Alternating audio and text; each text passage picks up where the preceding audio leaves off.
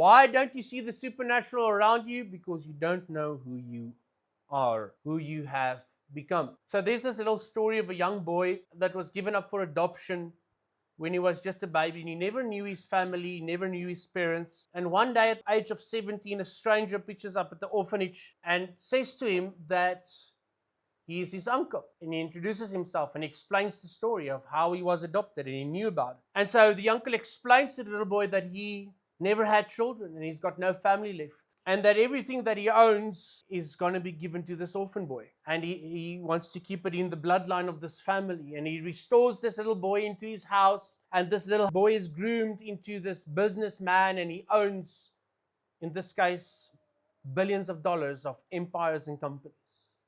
Now imagine the paradigm shift that orphan child must have had from orphan sitting in an orphanage somewhere with no money whatsoever, and all of a sudden, undeservedly, somebody pitches up and says, I am family, you inherit my whole inheritance. Unbelievable?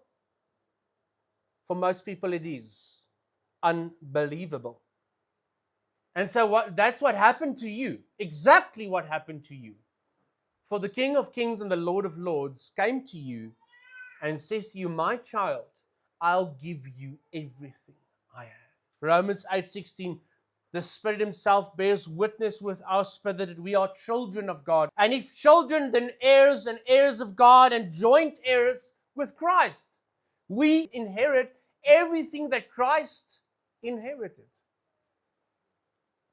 You are a billionaire. You better act it. Right? You better act it.